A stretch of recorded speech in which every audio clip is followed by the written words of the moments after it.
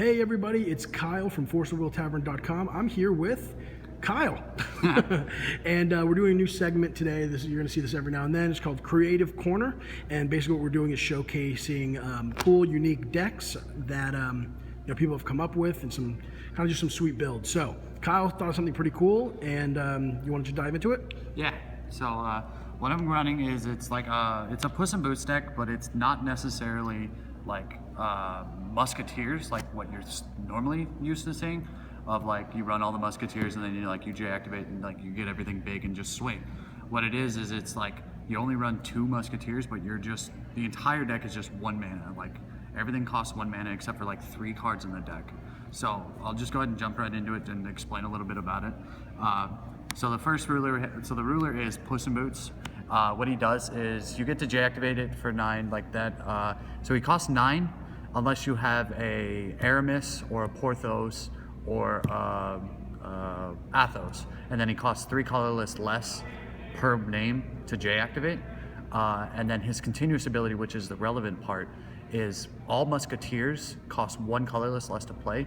So it makes all your Musketeers cost 1 and 2 mana, mainly 1 mana. Both of them cost 1 in the deck. Its ruler's side is D'Artagnan, the Bayonetter. It has Pierce, target attack, and then continuous ability of all your Musketeers gain +400, +400. But you rarely J-activate it in the deck because, I mean, with the amount of lasers that's running around, along with Death Sights and stuff like that, it's not really like if you J-activate it, it's kind of a bit of a minus, and then it kind of screws up the deck flow. Right. So you really just keep it on Puss side, and you rarely get to a point where you ever need to J-activate it. I'll jump into the stones right now. First we run 3 Magic Stone of Gusting Skies, green-white, because we run Ryoma, the Ryoma Sakamoto. It lets you filter all your mana, but we still need to be able to cast our things without Ryoma. So the next one is 3 Stones of Moonshade, which take life and then produce any mana. And then 2 Magic Stone of Black Silence, and I forgot them at home, but I had it was Deep Woods, 2 Magic Stone of Deep Woods, which is blue-green. So 9 stones. It just allows us to hit everything. It's a 4-color deck, so you really can't even tell that it's a 4-color deck. Like, I was playing against people in there, and they were just surprised at like what I was able to do. So to jump into it, we have the 1-drops is 4 Ryoma. It costs 2 Void for a 400/400, and you have 1 colorless, or like 1 of any will put into it, and you get to produce 1 color of any, and you don't have to tap it or anything like that. So you could just put all your mana into it and just kind of filter everything. And so you don't really care which lands you're tapping for the most part. I mean, you do want to pay attention to what you're tapping, just in case like they have like a spot removal in the most awkward positions. So I mean, still tap your stones right, but like it still just allows you to cast things when you really shouldn't have. The good thing in the deck is it's a Musketeer, so it costs 1 Void. So it's a 1 mana 4/4, and it lets you filter all your mana. So it's like kill on sight card. So be careful if you ever play the deck. Just be careful of how you play this card. It's got a target on its back for sure. The other card that has a target on its back is 4 Morgiana. Oh boy. The Wise Servant. When I saw you using this card, this is when I was like, I gotta get a video of this thing. Alright, so what this card does is it's a 300/300 for 1 green. So any land in the deck can play it, along with the Ryoma, so any of these. But what it does is it has a continuous ability that anytime you would draw a card, you look at the top 3 cards of your library and put 1 into your hand and put the rest at the bottom for every card you draw. So like the next card that we have is to combo with that is like Familiar of the Holy Wind. So in combination with Morgiana, you get to then look at the top 3 instead of just drawing. It also has the ability to 1 green, sack it, deal 300 damage to resonators. So it's good to kill off like Percival's or like even Hunter and Black Forest. There was a lot of those today.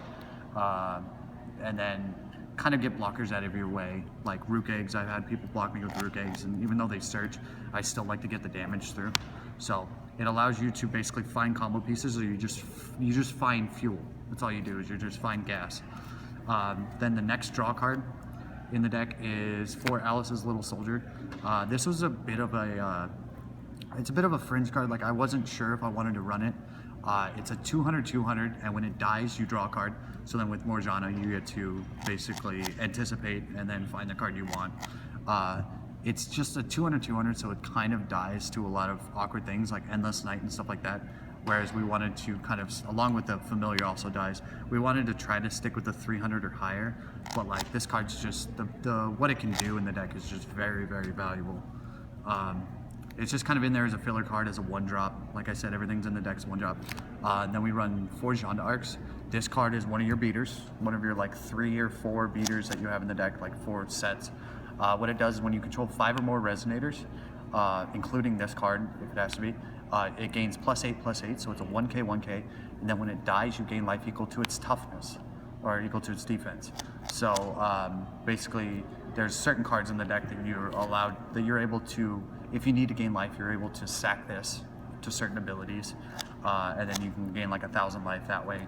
But it's really just in there to be a 1,000 beater for the deck. So that's all the 1-drops in the deck, the 1 mana cards.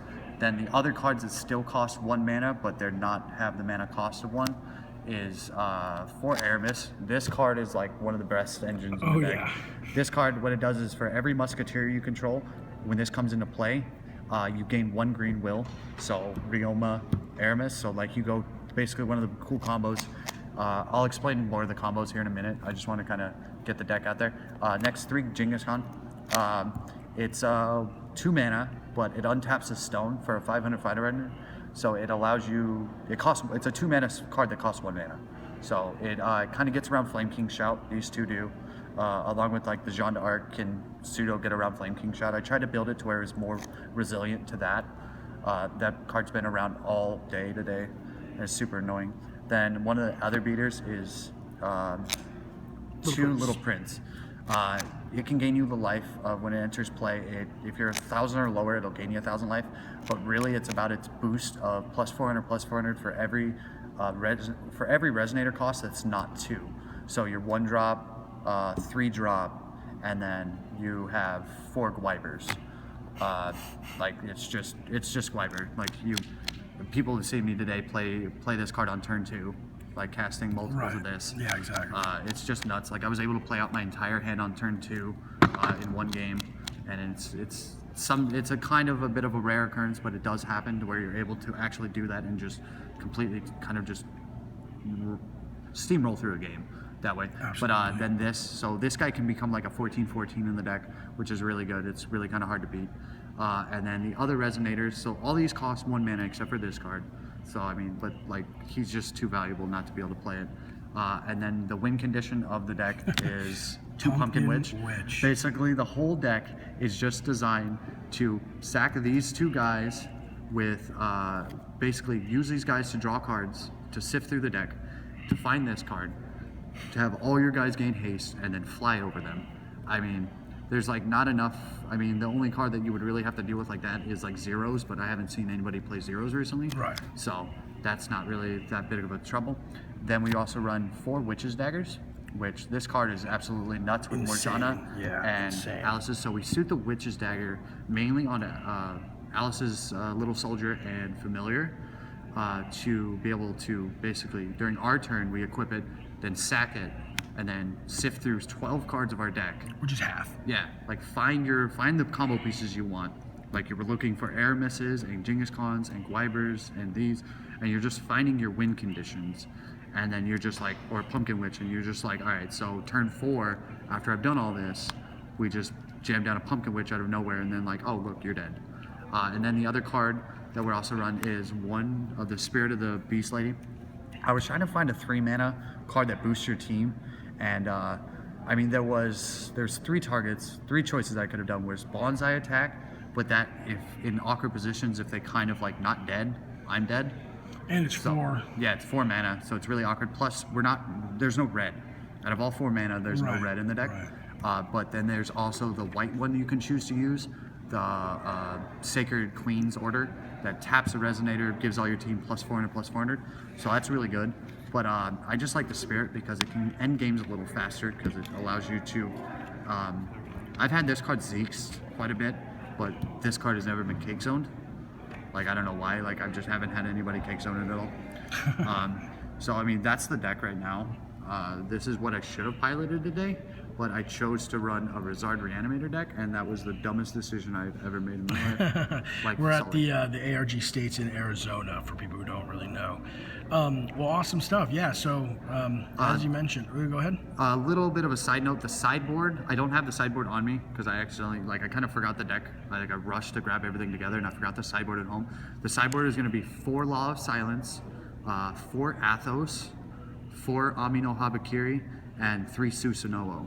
So we kind of shift into a bit more of like a mid-range strategy with the deck by siding out like the Alice's Little Soldier, like a Witch's Dagger, and like some of the other combo pieces. And we just kind of like slow down a little bit because Ami can now search this card, so we don't need to draw it. So we can suit it up that way. Ami no Habakiri is just insane right now. A 12/12 for 3 mana is just bonkers. And then plus just Susanoo is just nuts right now. So that's what I should have piloted today. So. Yeah, well, I mean, it's a super cool deck. When he was playing it off to the side, it was something I definitely wanted to kind of get on video here. It was just so cool seeing him get to look through 12 cards and just pull out 4 of the ones he needed, basically. And yeah, it seemed like a good, fun deck to show you guys. Let us know in the comments what you guys think. And Kyle, we appreciate your time. Have a good one.